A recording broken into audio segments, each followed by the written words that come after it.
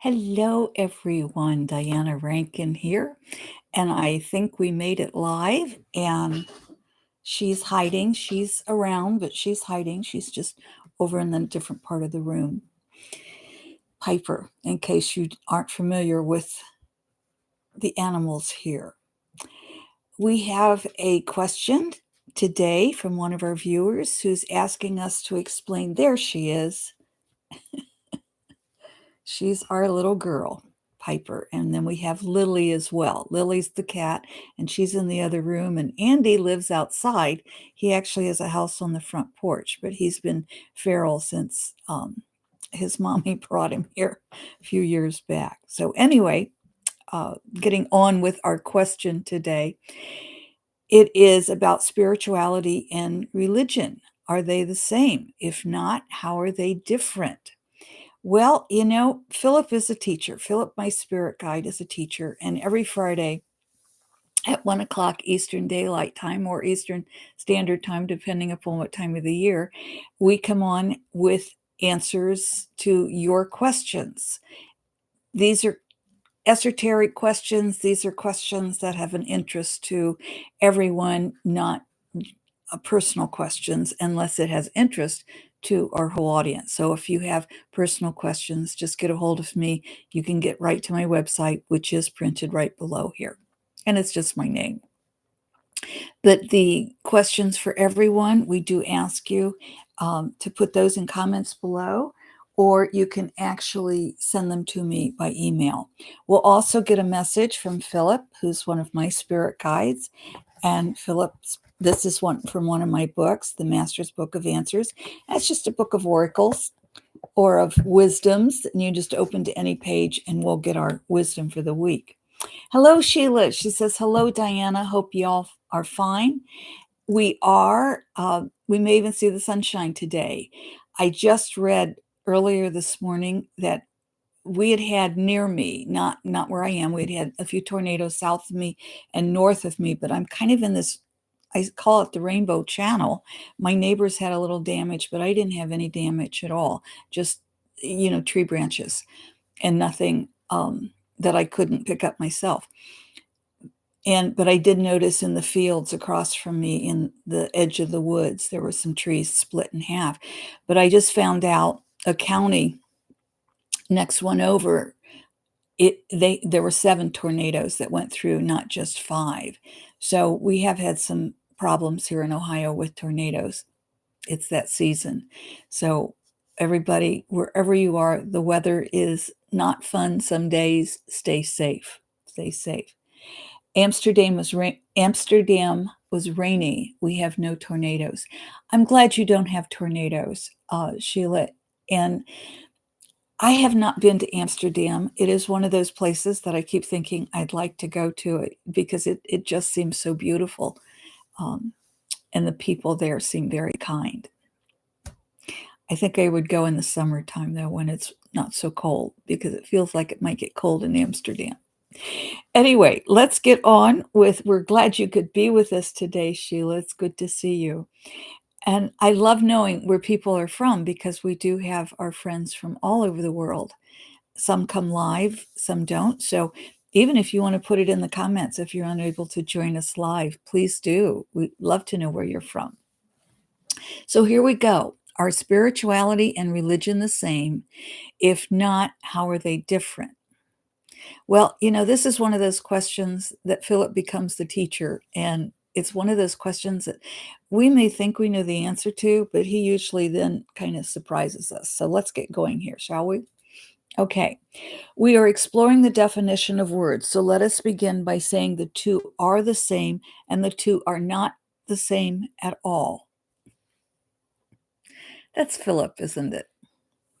Have we confused you? Good. If we have confused you, then we have made our point. Words are for the purpose of communication. Too often, however, they are misused and create miscommunications and confusion.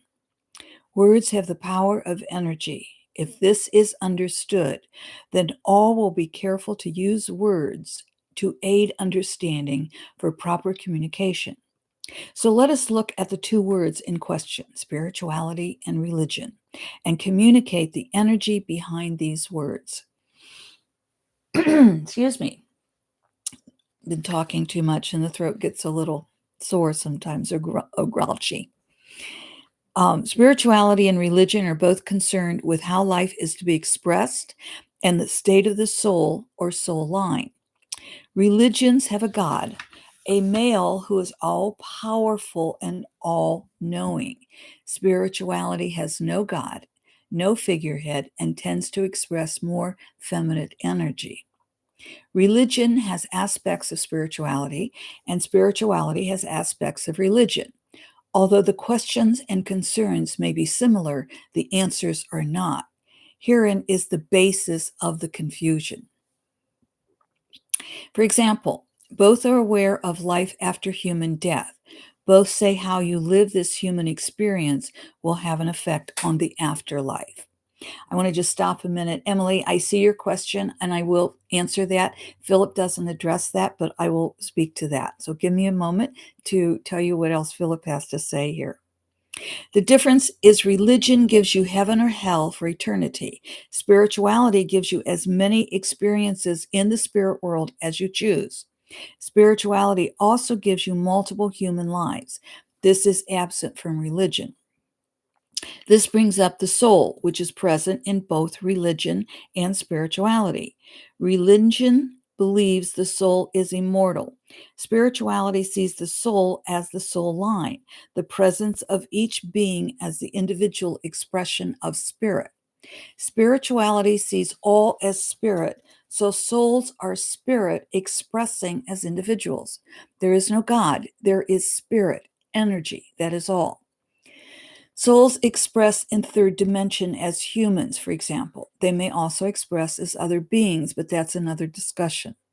The soul line is simply the record of all life experiences the individual has had. Religions tend to be fear-based. This is not to say they cannot be love-based, but that is the individuals who practice the religion. The basic religion can be seen as love, but too often it is seen as fear and control. This must be believed for you to make it into heaven for eternity. If you do or do not, then you will spend eternity in hell. That's an example. Religion tells you what moral code must be followed. The interpretation of the moral code depends on the leader. Religion draws to it those who require another to set the moral code. Spirituality requires independence and self evaluation. The individual must constantly be asking, is this word or act one of love? This is the moral code. All are on their journey. It is not for one to judge another's path. Whether one finds comfort in a religion or in spirituality, it is for all to live from the heart, to live from love. When this is done, fear lessens, understanding grows, and all life is blessed. I'm going to reread that last part there. I always do that, you know that, because I think that's so important.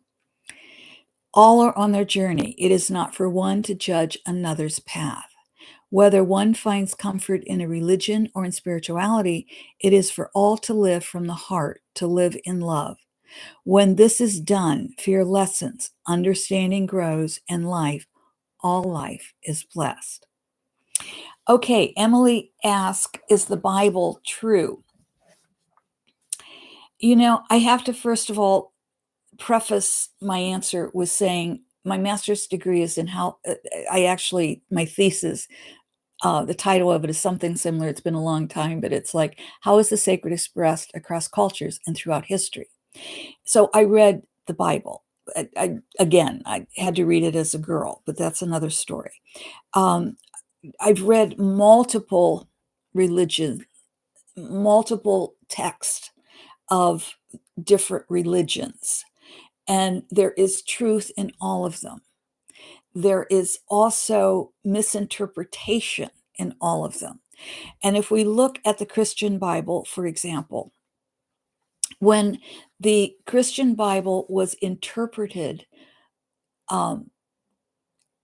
it was believed in Judaism at the time that if the Bible were interpreted, the Old Testament or the First Testament was interpreted exactly word for word or symbol for symbol, that it would create havoc or problems in the world, perhaps even the end of the world, the destruction. So when it was interpreted by men, there were changes made. When the New Testament was written, this is somewhat in question, but it will vary between a couple hundred years down to maybe over 70 or 80 years, that those who wrote the Bible, again, men who wrote the Bible, human beings, men who wrote the Bible, it was many years after the death of Christ or Jesus, the Christ or Jesus. And so again, it's written by humans. And as humans, we do make errors. So, is there truth in the Bible? Yes, there's truth in all sacred text. Is everything said truthful? It is interpreted from the time. We know that we don't know what it was like to live in 1850, for example. We certainly don't know what life was like 2,000 years ago. We're seeing it through our lens, just as those who did write the Bible saw the stories through their lens and told the stories of their time. Also, those who interpret the Bible in today's world are interpreting it through what they think happened 2,000 years ago. So, yes, there is truth in the Bible, but again, it's the interpretation. There's truth in every sacred text. It is how we interpret the truth, how we interpret the text, and how we use it. So, there is a while back, and I was at a weekend of meditation, and it was said at that particular retreat, this goes back many years, but it was said that if you study Buddhism, for example, or Christianity, or Judaism, whatever you study, whatever your life path is, go as far into that as you can. That didn't feel right to me. And it's good advice. It really is. But this is why my masters, I had to delve as deeply as I could in the time frame, and I still delve deeply into different religions. Not as deeply, I'm sure, as someone who spends their entire life in one religion. But what it's led me to believe is those who have an interest in multiple religions, in multiple forms of spirituality, have had multiple lives in all these different experiences of religions and spiritualities. Usually, these people, from my experience, are those who have left specific religions and moved into the deeper sense of spirituality and are able to form their own moral codes through love. And that's the bottom line of our moral code.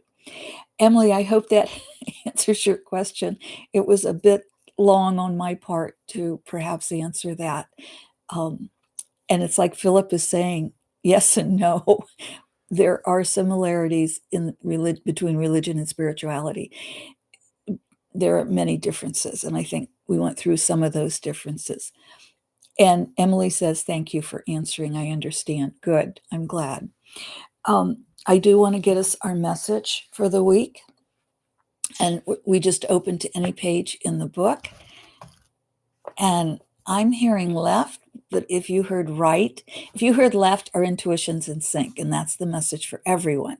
If you heard right, that's a message you need to hear. So pay attention.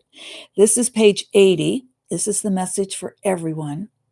When you tie yourself to an anchor, you weigh yourself down. When you tie yourself to an anchor, you weigh yourself down. I don't want to say religion is an anchor, but I want to say it can be. I do believe there is something greater than we are, but I don't believe it's a being. And I don't believe that I believe in love. I believe in the energy and creating love using the energy that we all are. I do believe there's a hierarchy, although I don't particularly like to think of that word. And I will tell you, Philip knows a whole lot more than I know. And as he reminds us, we are all on our own journey. Let's not judge the other.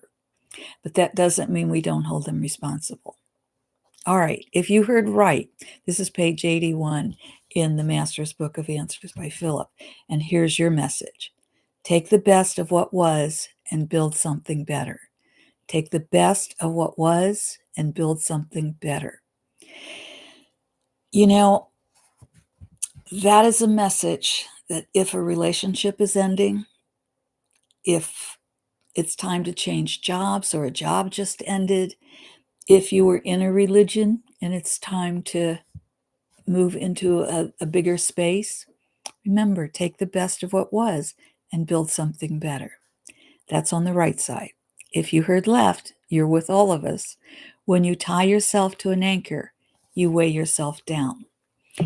If you are attending a specific church or mosque or temple and you're hearing words coming from the preacher or the minister or whomever,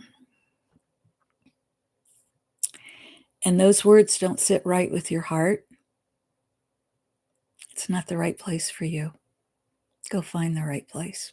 You know where it is. You'll find it. I love you, my friends, from Piper and Lily and all of us here. Sheila says, oh my gosh, I choose, let me put my glasses on here for a minute. Oh my gosh, I choose second and I ended up a friendship of 30 years. She chose the right side and ended up a friendship of 30 years. Unfortunately, I'm seeing that happen a lot. And especially here in the US, I'm seeing because of the politics a lot. Again, that's not easy, but build something better. All right, my friends, I love you. Thank you for the love you send to us. We receive. And thank you for receiving the love we're sending to you. See you soon. Bye for now.